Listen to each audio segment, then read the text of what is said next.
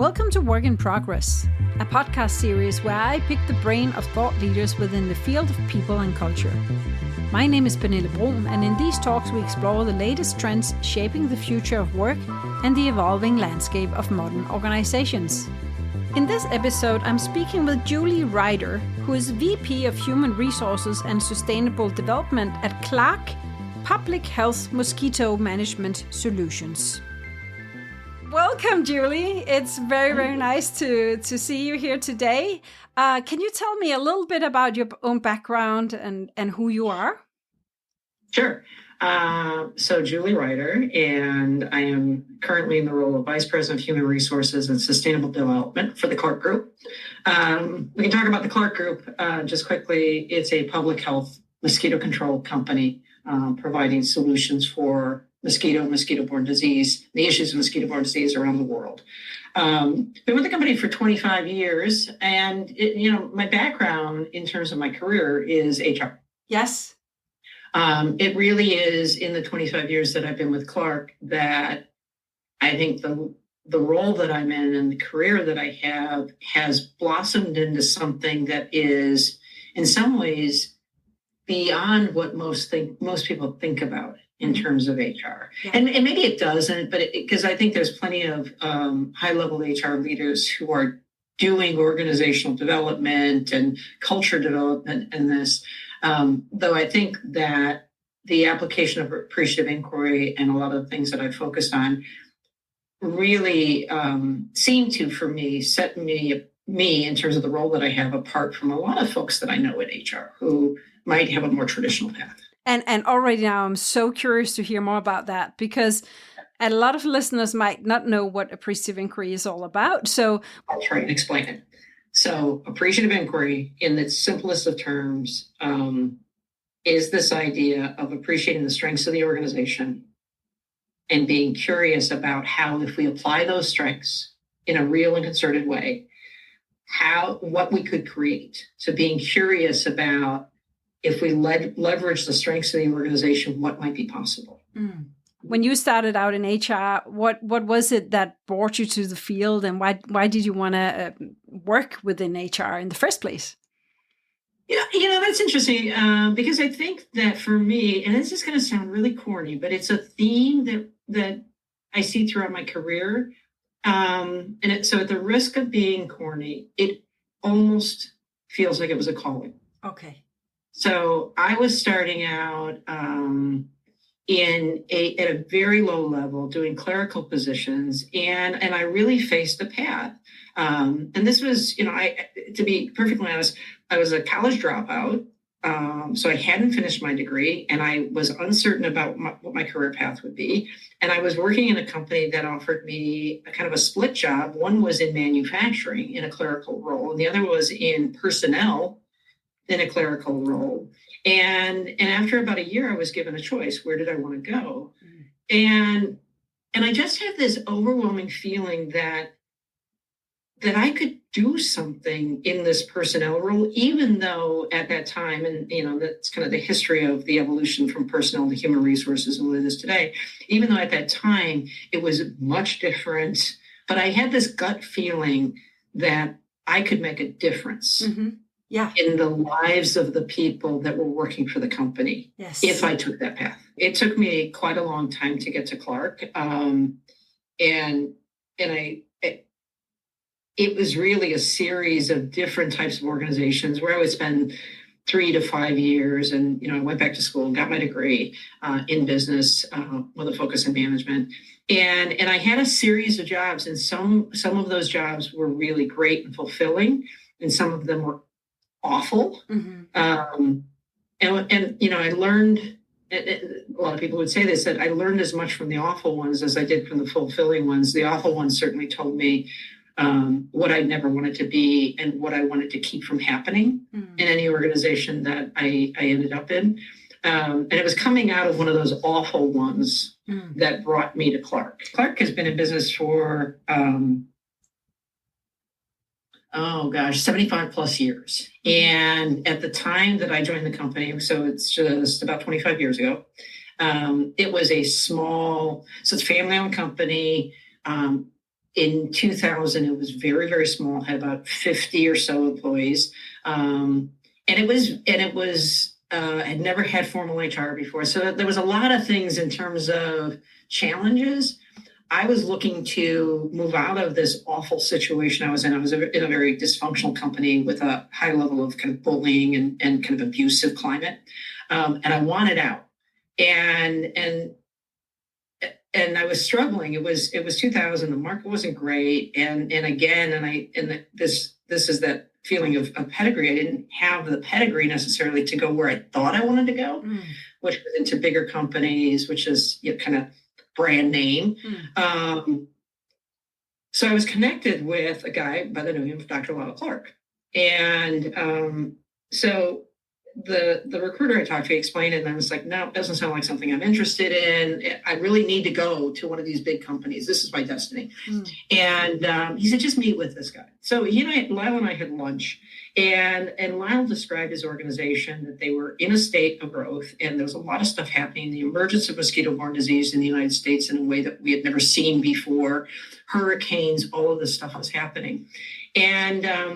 And he described this company, and he described it as pretty scrappy and needed a lot of work, needed somebody to help guide its growth. And he said to me, he said, I have a PhD in entomology. And so I know this business, but I don't have a PhD in business. And so I know that I need to surround myself with people who understand business. I came away from the conversation and I said, no. But I had this nagging feeling in my mind. I could probably do some really meaningful work here. Yes. So I ended up coming to the organization, and that first year was tough. I had a lot of things pulling me out, to say, because then I was getting the call from the big company saying, come on and interview with us. And so I went down and I entertained that. And I had family members, even my own father, saying, what are you doing, kid? What are you going? You should be doing this, not that. And I just kept thinking, there's something here, and I don't know what it is.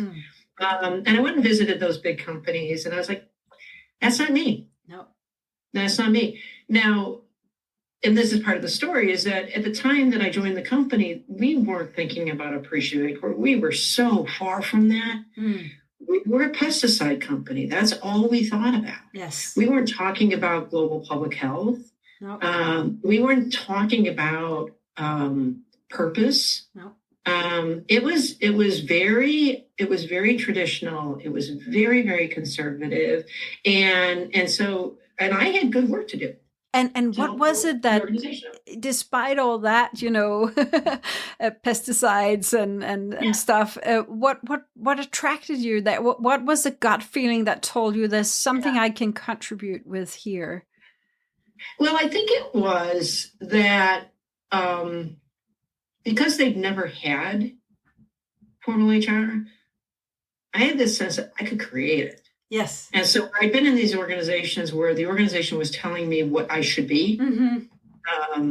It was somewhat of a blank slate. And so there was that. There was also, I really liked him. I really liked what he had to say. He was honest and authentic. He was, I was drawn to his integrity. Yes. I liked the people that I met. There was this strong bond amongst the people. So I was drawn to that and drawn to the fact that I could make a difference. Yes. Yeah. Which, as I look back at, in some ways, that it was just the idea of making a difference was just scratching the surface back then. And I think it was the autonomy to create it the way that I wanted to help create it and to help him create the company that he needed. Exactly. And then the years went by and you implemented what you needed to implement in the beginning. And then what happened? Yeah. So if I look at my career, those first probably 8 years was very traditional. And we look at it through the lens of HR, and even traditional, even by today's standard, it was pretty traditional. So it was putting organizational structure in place, writing policies and benefits and all of the stuff that anyone in an HR leadership role would do. So nothing wrong with that work. It was really good work. It was really important work. And then in 2008, Lyell Clarke, our then president, he brought the leadership team together and began to talk to us about this burden that he felt of responsibility for the business that we were in as a pesticide manufacturer and pesticide applicator, that he recognized that the general public had a negative view of the industry. And at the same time, the industry had an adversarial relationship with that reputation in terms of fighting against the people who didn't support what we were doing. But more importantly was this sense, and he described this as this feeling in his gut that something was missing and that something was wrong. And it was really this sense of the why of what we do.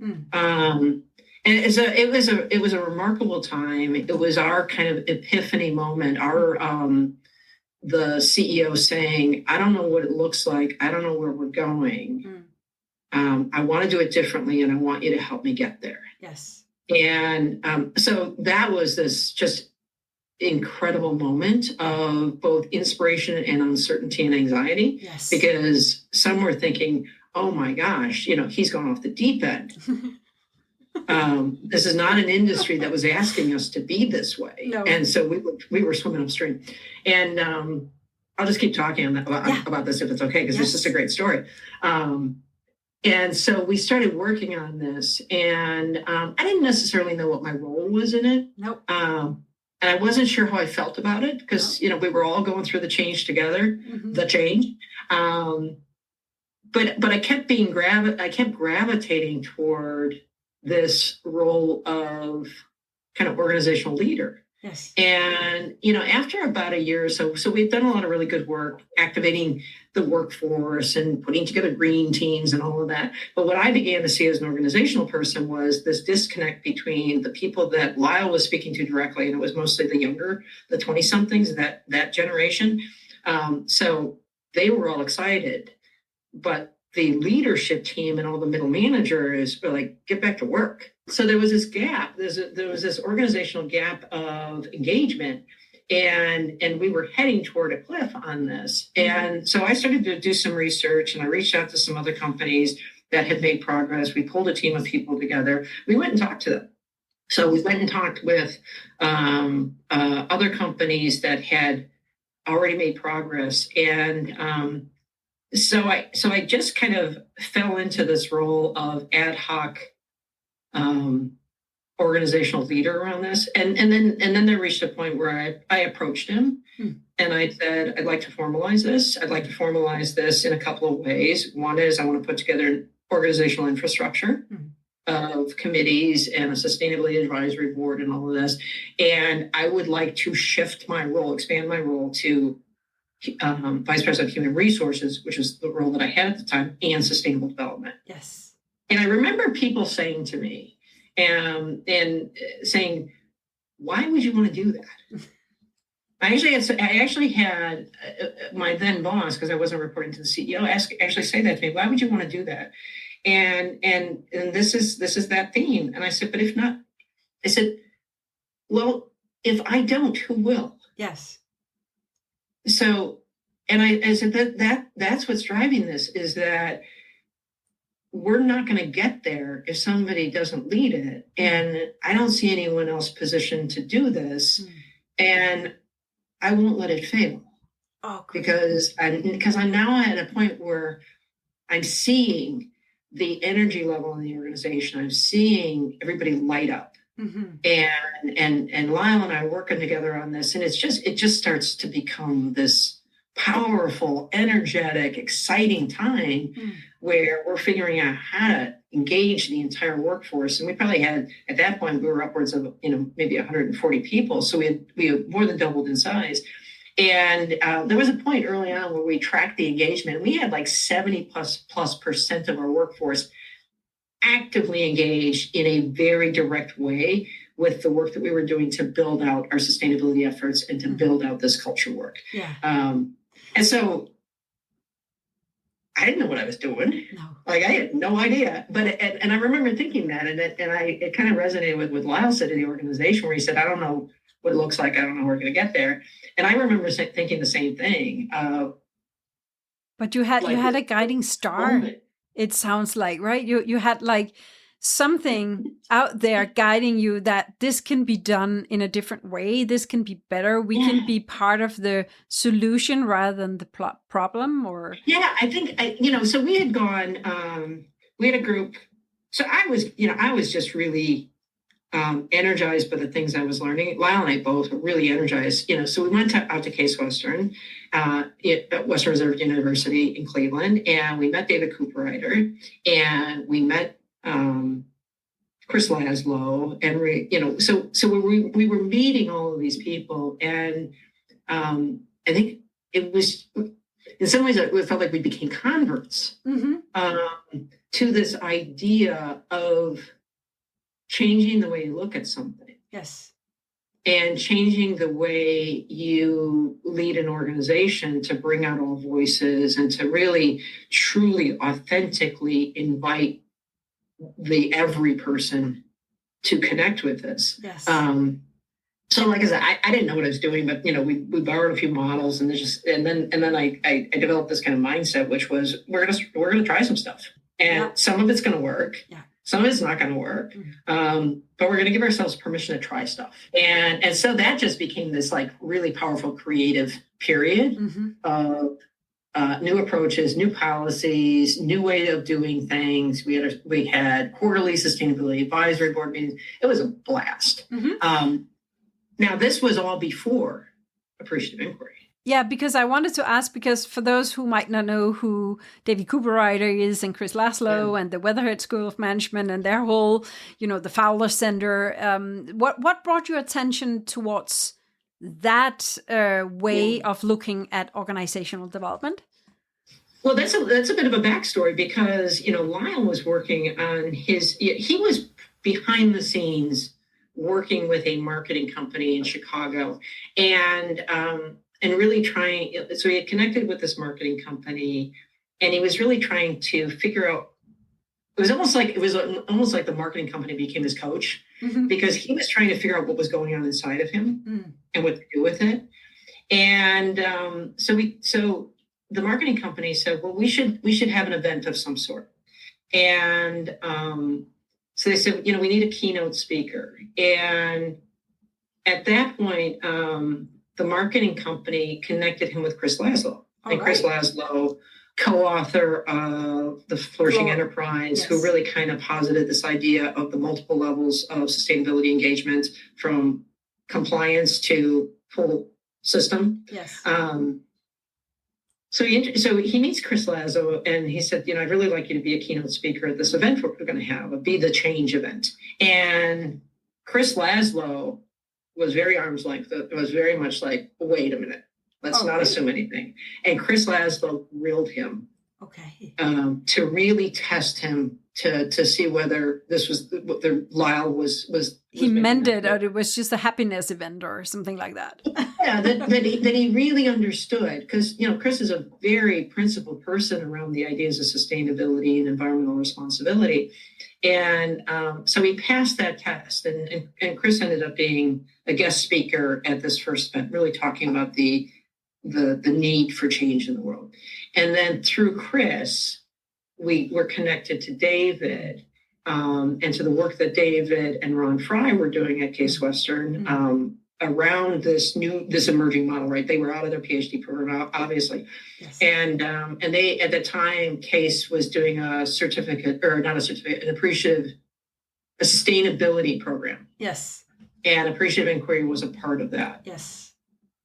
And it's interesting to me in this podcast, in particular, to explore the role of HR in that system, right? Because what happened here was like an event of colliding events. It sounds like where you had Lyell on the one hand, the CEO, who had this calling and almost this, there's something we need to do better in the world, and this I won't leave. I want to leave a better legacy for my children, for the planet, in terms of the company we are running. And then you having your own calling and coming in from the HR side and wanting to support that calling and wanting also to do something better in the world. So there's almost like a headline here of doing better business, where the Cleveland Clinic and the whole appreciative inquiry movement supports that systemic thinking of how can we then engage the whole organization in a different way to become a more sustainable company, maybe even an abundant company where we don't use the word sustainability at all, where it's much more about how can we add more than we leave behind. And yeah. Exactly. And so I just think this is a beautiful story, and I love the way you connected the dots for us about, how it all kind of came together, and then you found appreciative inquiry as an organizational methodology which you could apply in the company. And I think that HR can be different things in different organizations. Yes. And at a minimum, HR is a functional set of responsibilities that serve and help to empower the organization at a minimum, right? And I think the way I've always approached HR, and it was just in my nature, and this goes to the whole systems thinking, I always approached my role as I am in service to the business. So certainly the coworkers and to the leaders, but ultimately I help to make the business successful. And so that was always in my mindset around HR, is everything I do has to go through that lens, which allowed me to develop this sense of the whole of the business. And I think that is where that's maybe the next level up from, HR as a transaction to HR as a, seat at the table business partner. So I had that already. And then this work really amplified it. Yes. Because it wasn't just, and I think you referenced this before, it wasn't just a feel good. No. It was really trying to figure out what we're beginning to do, and then we'll get into the whole appreciative inquiry. What we're beginning to do has the potential to transform who we are in the market. Yes. And how we approach the work that we do, how we approach the products we bring to the market, yes. Our reputation, our brand, everything, the coworker experience, everything. Yes. And so it was very much from the very beginning a systems view. Yeah.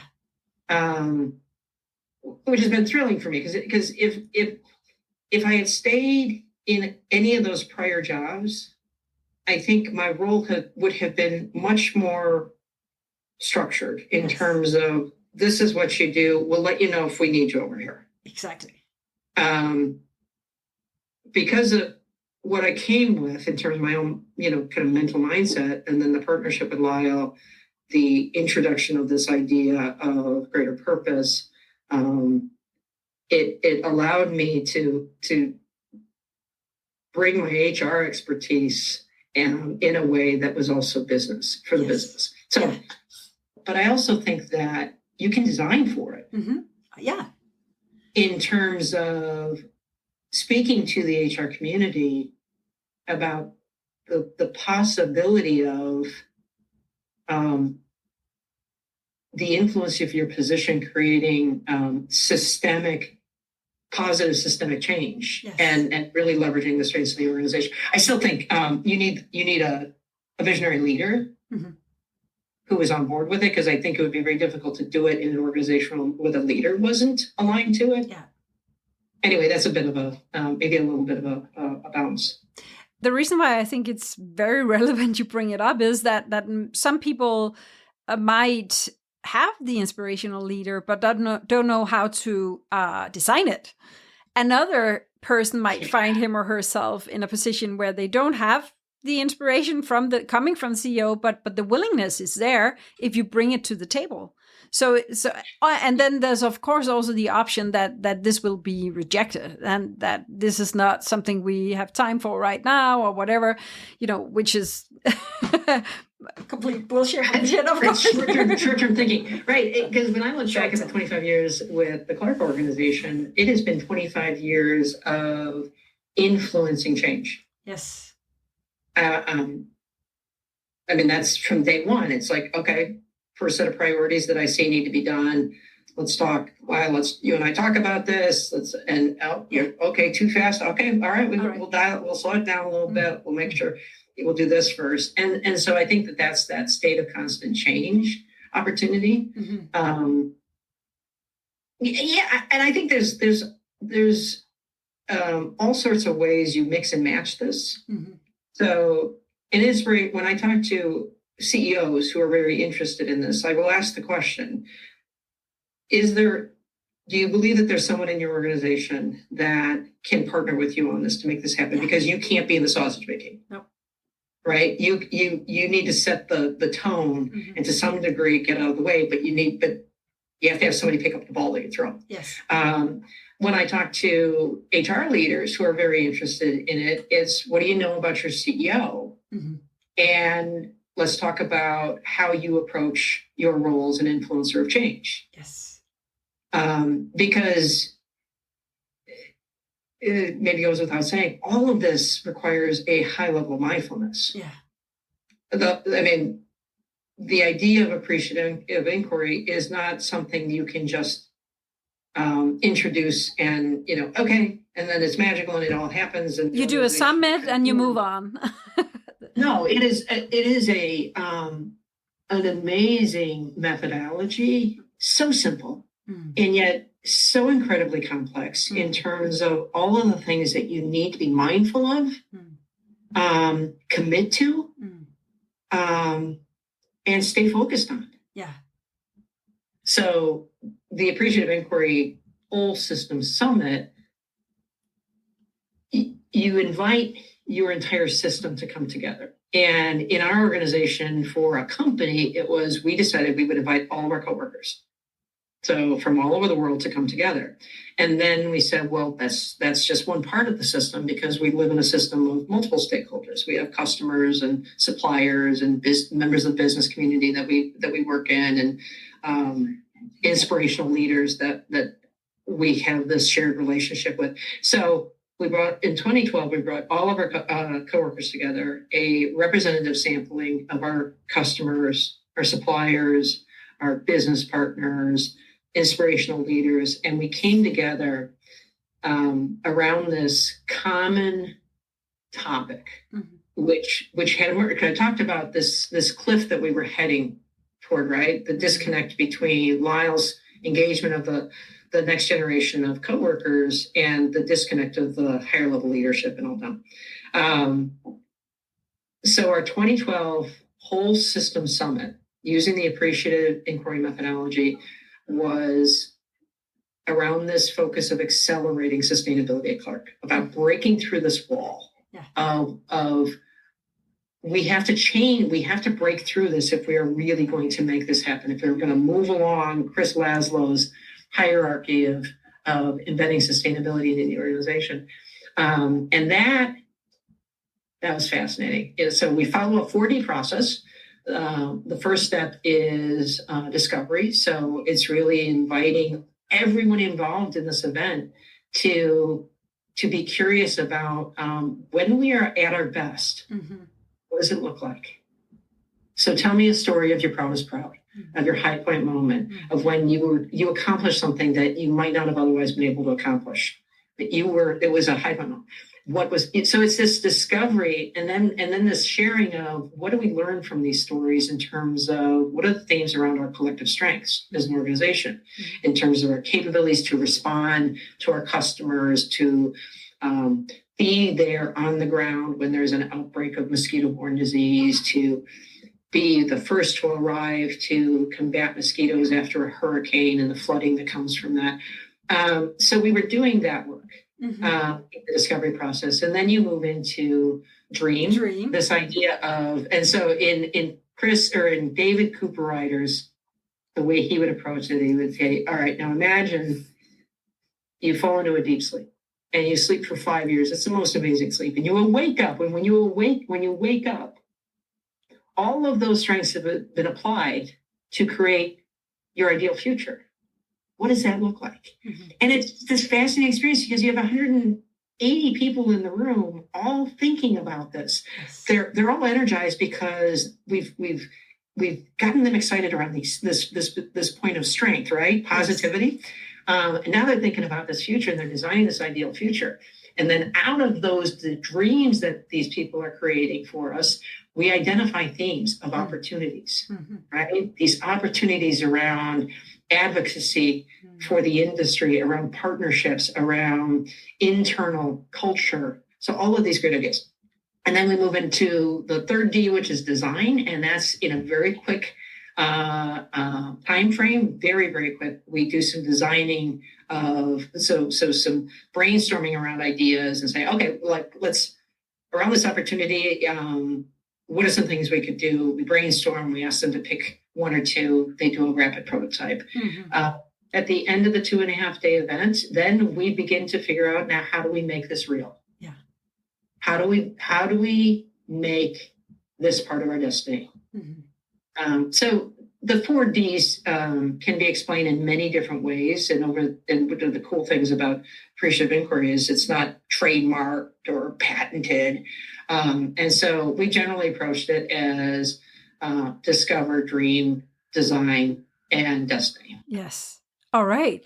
And you also just touched upon the fact that it's also design thinking, right? In the prototype phase where you actually prototype and you follow some of the methodologies from design thinking. So it's also like borrowing from other fields of building out on what works and what's best already, and then enlarging that and having the whole system engaged around it. And for those who might not be able to visualize it, it's of course you don't have 160 people sitting there and then brainstorming together, all of them at the same time, but you have subgroups, you have, small divisions, but you gather the themes, like you said, and then you sum it up. And it's also always really exciting to see, are there any commonalities? And there usually is.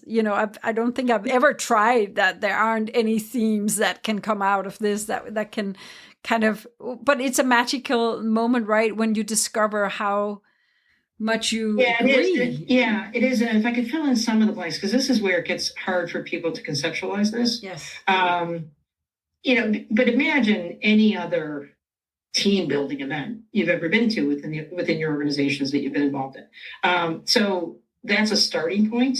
Yes. And then applying this way of doing it walks you through this process. It's playful, it's creative, it's fun. It connects people with people they don't normally work with. So it builds kind of a community of, we share this thing. We both think that this is a strength, or we both have this sense of excitement. Yes. So there's there's so many things happening. One of the things I've learned over the years of facilitating and helping to manage the whole system summits is the work of that 2.5 days is really just the beginning. Exactly. And this is absolutely essential to understand the commitment of this. To your point, it's magical. What happens, that energy, that excitement, that enthusiasm, it's off the charts. Right? But the real work starts then. But if you're doing rapid design, it is possible that you're going to come up with this brilliant idea that's actually you're going to be able to bring to market, or you're going to be able to deploy. But one of the things I've learned is it's as much about an exercise of developing competencies for design thinking, developing a competency for a mindset. Yes.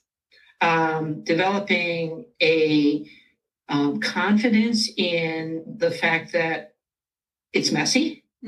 That design thinking is messy and it's going to take a while to get it right. Developing this confidence that that the creative process is okay, that you don't have to have the perfect answer, that in fact your idea may not work. So there's all sorts of stuff going on in there. And then at the end of the event, and I will share this in terms of just my own experience. So this 2012 event that we got to, so I'd never done it before. I'd been to one. They're pretty intense in terms of making them happen. Any big event is. And I remember at the end, it was the last day. We had done all this work. It was 2.5 days, and I was exhausted. We were all exhausted. We were also like totally stoked. And Lyell turned to me. We're in the back of the room. He's getting ready to we're getting ready to wrap up the show. And he turns to me and he said, now what? Now what, Julie? And I said to him, I have no idea. And he looked at me and he was just aghast. And I said, I got to tell you, Lyell, it's all that I could do to focus on getting us here. Yeah. And I said, but trust me, yes, we're going to figure it out. Yeah. I said, because the thing that I do know is if there isn't a plan and a structure going forward, all of the stuff was just fun. Yes. And perhaps one of the greatest things in my career is that moment of now what? Mm. And allowing it to be okay that I didn't know.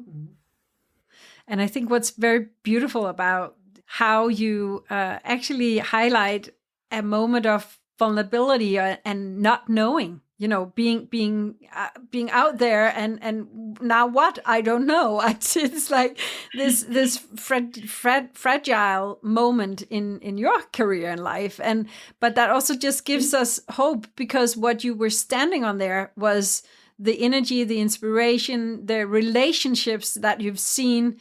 Not only you created, but also other people created amongst them at this summit, and that you trusted then that you would find a way together, and you didn't have to do it alone, it sounds like. Yeah. Pernilla, that's a really important point, which is that, as I said earlier, is that appreciative inquiry in some ways is very, very simple, right? Leverage the strengths, dream for the future, design for the future. Okay, pretty simple. To do it well, you need to commit to it. You also have, and this is what we've just talked about, is there's also a willingness to be vulnerable. Yeah. It is huge. A willingness to say, and this is at the leadership level, whether you're the head of HR or the CEO of the organization, a willingness to say, I'm open to letting the organization tell me what I need to know. Yeah. I'm open to whatever comes. You designed for it, certainly, in terms of we design a thematic design to it, but that's something where I see it work is when there's a comfort with being vulnerable and giving up control. Yeah. Where I've seen it fail is when there's a desire for this, but an unwillingness, either consciously or unconsciously, to step into that space of uncertainty. Mm-hmm. And trust the process.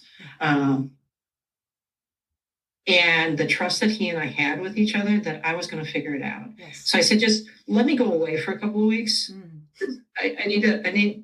It's been pretty intense. I need a couple of weeks. And I just started to envision something. It's not rocket science, but it was a framework for how we take what we did and now we begin to institutionalize it. Yes. In terms of embedding it into the organization. So, identifying champions for these opportunity areas and identifying leadership sponsors for these opportunity areas and then setting up for them some assignments that put them back into that process to really work through those great ideas.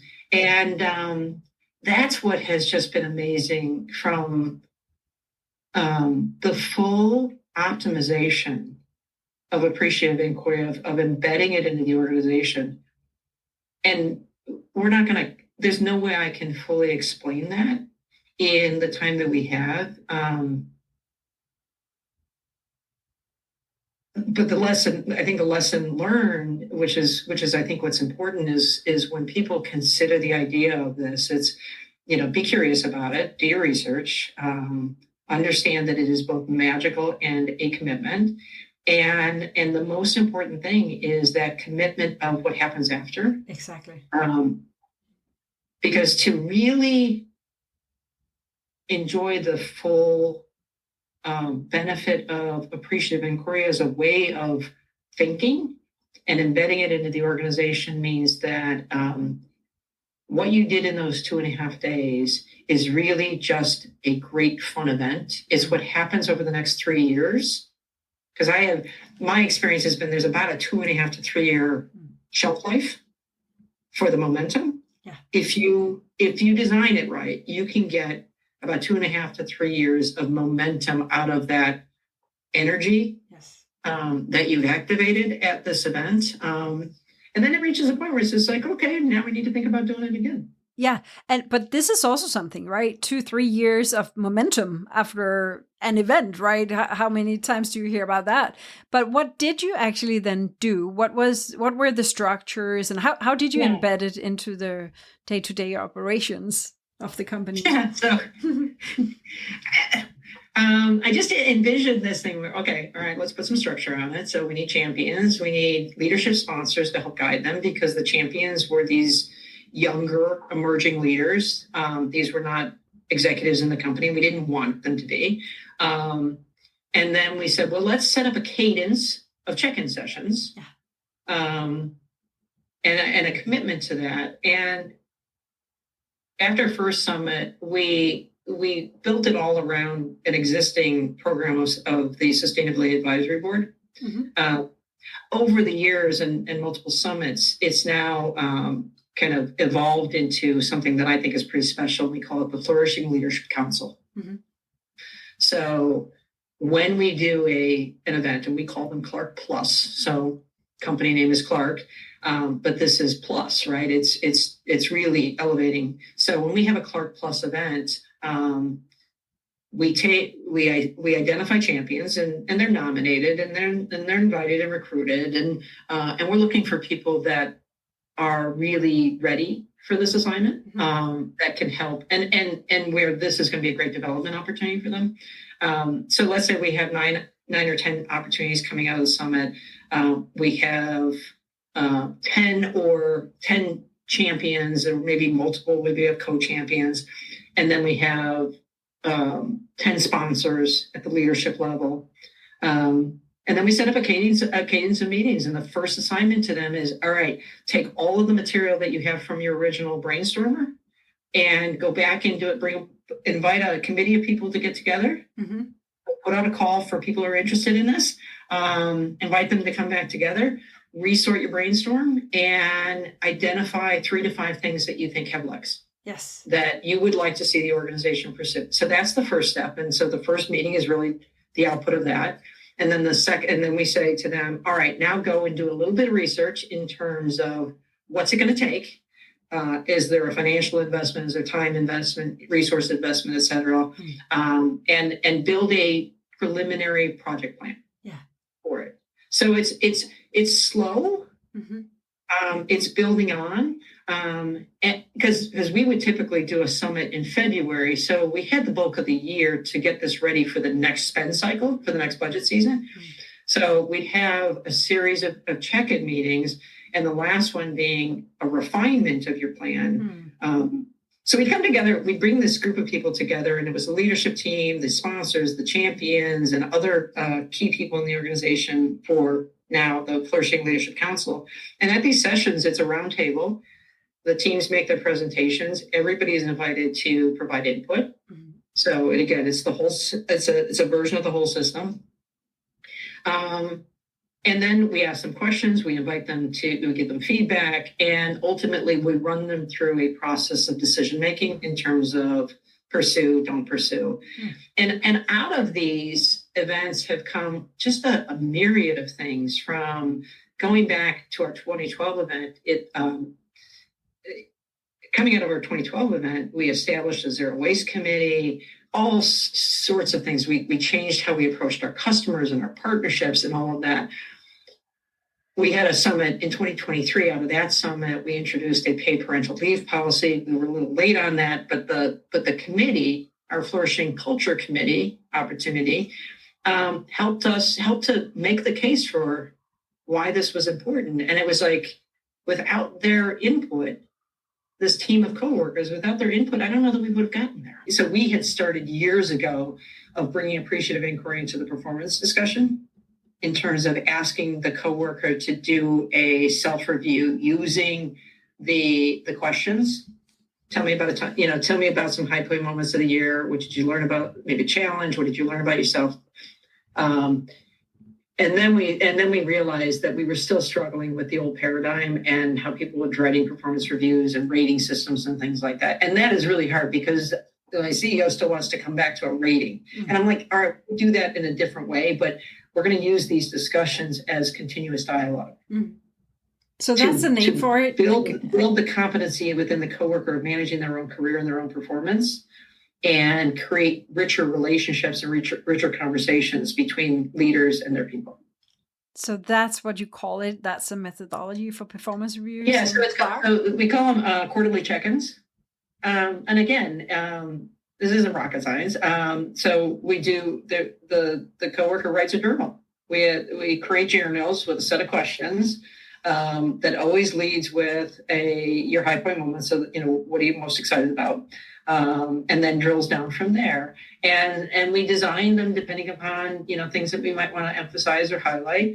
But every coworker is having at least an hour with their manager every quarter talking about them. Mm-hmm. It's a very concrete example of how you implemented something very concrete out of, this whole thinking behind appreciative inquiry, right? Which is just the framework around it, and then you can apply it in all kinds of different settings, like the performance reviews. It's just redesign, rethink, because I actually think through the implementation and the embedding of appreciative inquiry into the organization, it's actually gotten easier. Yeah, we spend less time focusing on compliance, or keeping people in line, and more time harnessing their capabilities. Yeah, and so it very much sounds like a bottom-up process where you have high involvement, you have also, you're listened to, you are able to bring your best self to work and also pitch, I want to run with this initiative. I think it's so important. I want to bring my best energy to this initiative. And are there someone who does not like to work under such conditions or where it's so involving, right? That would rather just have, this is your daily tasks, just go do. Well, that's funny. So over the years, we've gotten pretty good at hiring for fit, right? And we do walk candidates through that in terms of some of the things you can expect as a coworker here, because there is a certain expectation, and it's varying degrees of engagement. And we've designed it. There's so many ways people can get involved, and we purposely designed this to create opportunities that are across the spectrum of how a person might want to interact or what their comfort level is in terms of I'm comfortable leading, I am comfortable doing research, I'm comfortable helping to make a presentation or provide feedback. But everybody has some expectation of engagement. In fact, over the years, as we've really gone from being that scrappy company to who we are today, and I often describe this as we were like black and white, right? We were like shades of gray in 2000, and today it's incredibly vibrant and dynamic, and there's so much energy here. And that's what we've created over the course of many, many years, and this commitment to this. Every coworker has a goal, is expected to have one of their annual goals around either a sustainability project or in support of what we call the culture of flourishing. So every single coworker has an expectation that and it's not heavy-handed. You talk about it being bottomed up. And I think this is the point of appreciative inquiry. Yes, there's a bottoms-up element to it. There's a middle. It's the whole system. So there's still a bit of a top-down because it's not chaos. Not every idea that comes out of this process is viable. Not every great idea is going to get the support, the investment, or it's time for. And so there's still an authority piece to it in terms of somebody weighs in ultimately. And I think that's something when we first did it, we had to navigate that to understand what that meant and get okay with that. Yeah. That I think a lot of people, when they think about appreciative, they're like, oh, it's a free-for-all. No, it's not a free-for-all. But it is a way of tapping into the organization and unleashing the true creative energy and passion. And then if you've made a solid commitment to it, of harnessing it. Exactly. So the Appreciative Inquiry Summit, to some degree, unleashes it. What you do after harnesses it. Yeah. I never thought about that before, but that's how I would. That's a very good way of putting it. I think, it's very, very accurate, actually.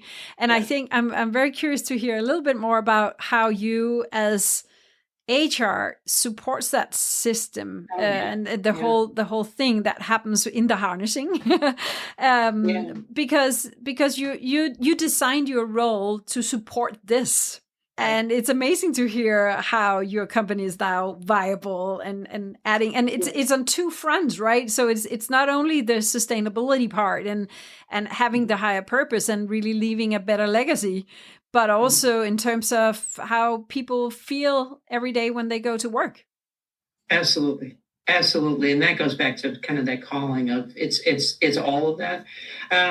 So from the very beginning, I was incredibly fortunate to have two of the people on my team within the existing HR team who were like, this is fun. I want to be involved. I'm all in. And so when we designed our first recommendation about organizational structure, we called it Project Greater Purpose. And it was establishing a set of committees and the Sustainability Advisory Board. And it was really formalizing this as a structure.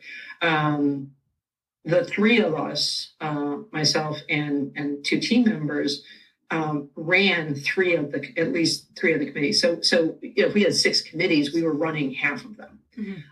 So we were very, very involved.